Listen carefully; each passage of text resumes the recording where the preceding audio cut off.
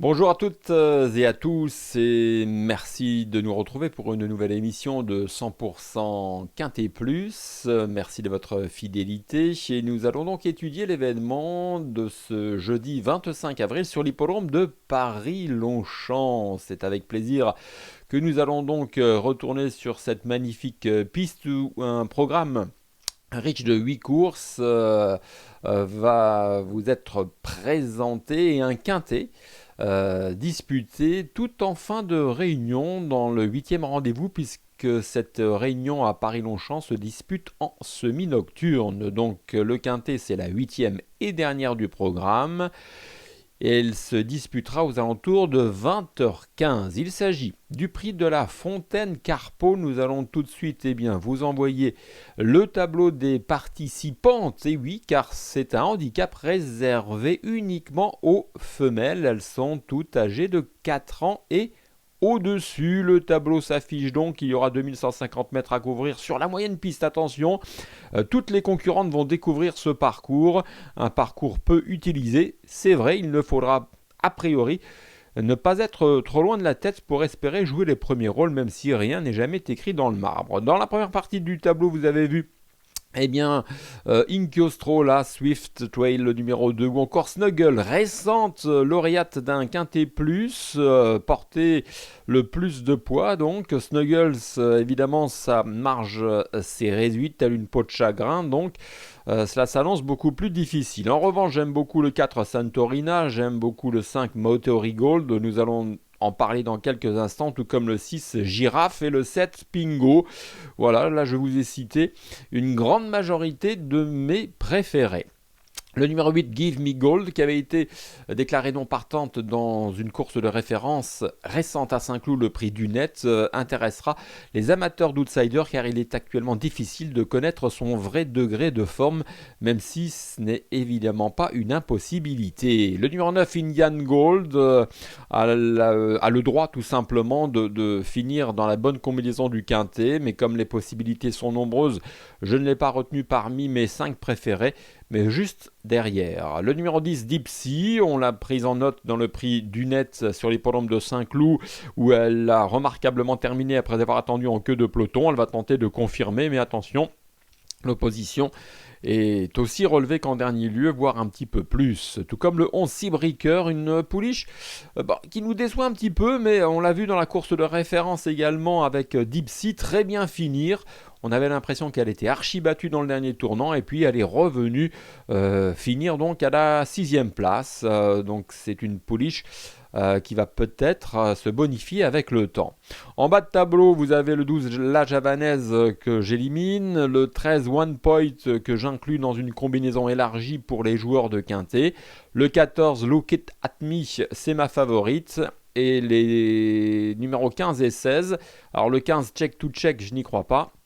Quant au 16 Lorne, écoutez, c'est une belle opportunité pour cette jument qui a fait l'arrivée dans une des courses de référence.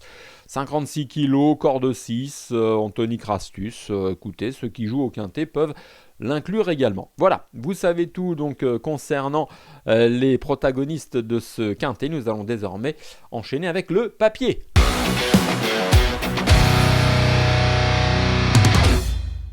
Le papier donc du quintet de ce jeudi 25 avril sur l'hippodrome de Paris-Longchamp avec, vous l'avez entendu, ma favorite qui se nomme Look It At Me.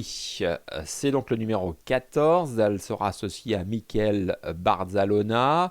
C'est une jument qui a hérité du numéro 1 dans les stalles de départ, donc autant dire que c'est une belle opportunité pour elle, car non seulement elle a une première chance, donc ça on parle de la valeur intrinsèque du cheval, on va en parler, mais en plus les paramètres sont favorables, puisque c'est toujours un peu plus facile d'occuper une bonne place peu après le départ par rapport à un adversaire qui, lui, pourrait attendre parmi les derniers, selon évidemment les capacités du cheval. Mais Look It At Me offre des garanties, c'est le 14. On va tout de suite se rafraîchir la mémoire avec une course de référence qui date du 13 avril sur l'hippodrome de Fontainebleau, où après avoir sagement attendu, Eh bien, Look It At Me avec la casaque cerclée, vert et légèrement grise, s'est rapproché, a mis ligne droite, a fait un bel effort, puis s'est imposé avec une certaine autorité dans la phase finale. Look It At Me revient dans la catégorie des handicaps après avoir remporté cette course à condition. C'est une jument qui a déjà eu l'occasion de briller à ce niveau de la compétition. C'est une jument qui a de la tenue et suffisamment de tenue pour tenir sur ce parcours et sur une piste annoncée tout de même très souple, même si celle-ci est évidemment toute neuve. C'est une lauréate en puissance, c'est une valeur handicap de 35 qui lui offre, je le répète, une belle opportunité. Une seule course dans les jambes après sa rentrée, donc elle arrivera avec beaucoup d'atouts dans son jeu. Voilà en ce qui concerne donc ma favorite, mais une autre concurrente a un profil quasi identique à ma favorite, c'est Mattori Gold. Mattori Gold porte le numéro 5 et nous allons regarder une course de référence pendant que j'énumérerai quelques arguments la concernant. Sa course de ref, c'est également à Fontainebleau, tout comme notre favorite. C'était le 2 avril dernier dans le prix du bois de la Commanderie où ce jour-là, elle a terminé à la deuxième place. Mattori Gold, terminé deuxième d'une classe 3 sur 2200 mètres, une casaque bleue, et elle s'est rapprochée en même temps que la future lauréate Kaneshia, une casaque blanche manche bleue.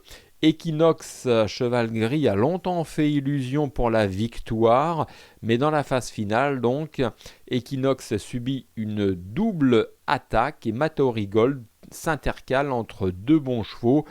En tout cas, c'est une course de ref qui nous permet de juger de la condition physique de cette jument qui a déjà réussi sur l'hippodrome de Paris-Longchamp, qui est prise à sa valeur et qui retrouve cette catégorie donc avec de hautes ambitions. On se souvient donc qu'elle avait notamment terminé l'année dernière quasiment à pareille époque, à la deuxième place d'Everillo, le prix de la Reine Marguerite. Il lui suffirait de répéter ce genre de performance pour viser les premières places du Quintet et pourquoi pas s'imposer. Donc en tout cas, en résumé, les deux premières candidatures que j'ai retenues sont vraiment mes deux préférées. Je vous conseille de les inclure impérativement sur tous vos tickets. J'enchaîne avec le numéro 4, Centorina. Alors elle aura une cote un petit peu plus spéculative que mes deux concurrentes précitées, car elle a effectué une course de rentrée, on va dire discrète, mais cela reste une course de rentrée. Elle avait certainement besoin de monter là-dessus. On va plutôt regarder une course de référence la concernant datant du 14 novembre sur l'hippodrome de Chantilly, le prix de la Rotonde Minerve. Il s'agissait d'un quintet où ce jour-là, elle terminait à la 5e place.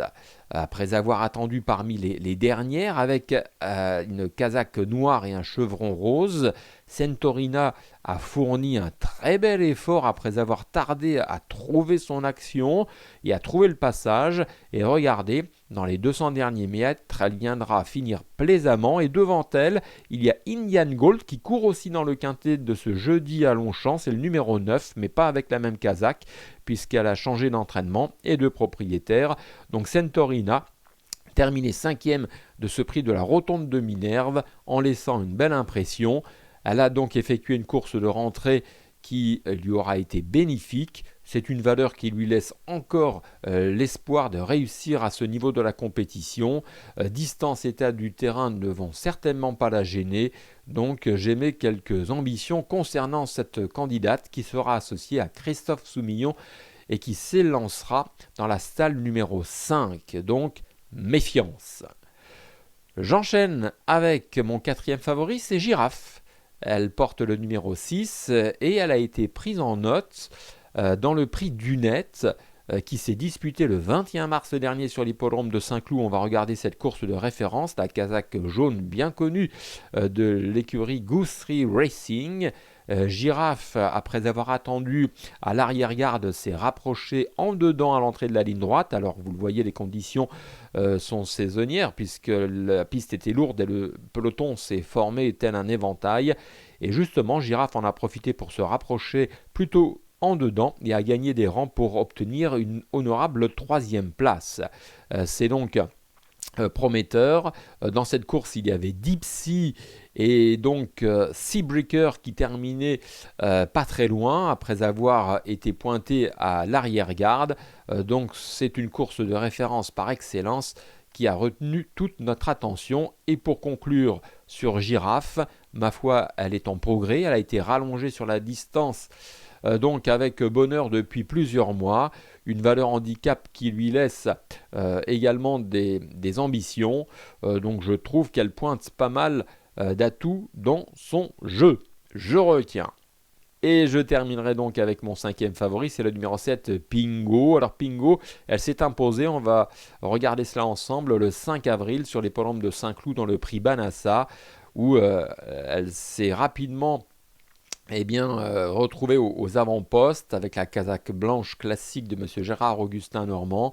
Elle s'est allongée progressivement dans la ligne droite et n'a laissé aucune chance à ses adversaires. Et c'est intéressant puisque ce jour-là, il y avait Lorne qui terminait 2e et Lorne porte le numéro 16 dans le quintet de jeudi à Paris-Longchamp. Et il y avait Indian Gold, casaque verte, qui a un petit peu plafonné à la distance mais qui s'est bien ressaisi pour finir.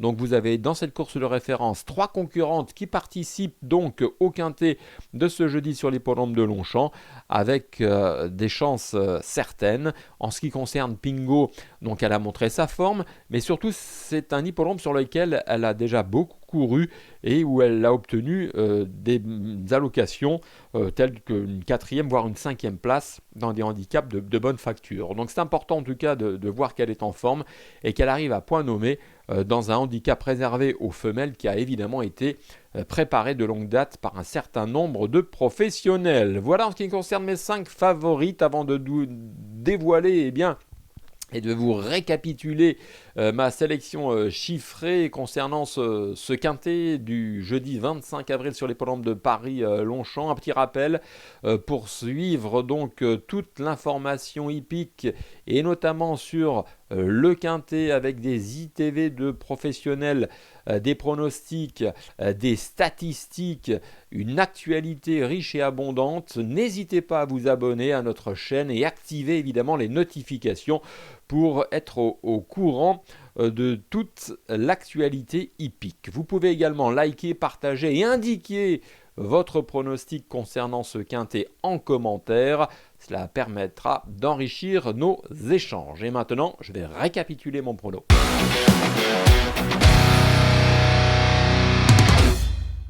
Avec donc le 14, Look It At Me, qui est ma favorite avec le numéro 5, Mattori Gold. Ce sont vraiment mes 2 premières chances de l'épreuve. Un petit coup de poker avec le numéro 4, Centorina, qu'il ne faut surtout pas sous-estimer. Le 6, Girafe, qui a été prise en note dans le prix Dunette à Saint-Cloud, avec d'autres concurrentes. Et je terminerai avec le numéro 7, Pingo, qui est également en pleine forme, avant le départ de ce handicap réservé, je le rappelle, uniquement aux femelles. Et nous nous quittons comme d'habitude avec un conseil de jeu. Alors j'aime bien choisir des courses handicap où les rapports sont évidemment un petit peu plus spéculatifs. Et là, je m'intéresse donc à la deuxième partie de ce handicap avec le 405 Kimina qui a été remarqué lors de son avant-dernière tentative. Il ne faut pas la juger sur la dernière qui ne reflète pas sa vraie valeur. Elle aime les terrains assouplis, elle est en regain de forme, elle est correctement placée au poids, elle trouve une opposition beaucoup plus facile cette fois-ci, donc si ça se passe bien, car elle devra attendre avec son numéro de corde en dehors, elle pourrait tout simplement fournir la lauréate, voire disputer les premières places. Je l'espère de tout cœur. Il me reste à vous remercier de votre fidélité et de votre attention, et je vous donne rendez-vous très bientôt pour un nouveau numéro de 100% Quintet Plus. Bye bye.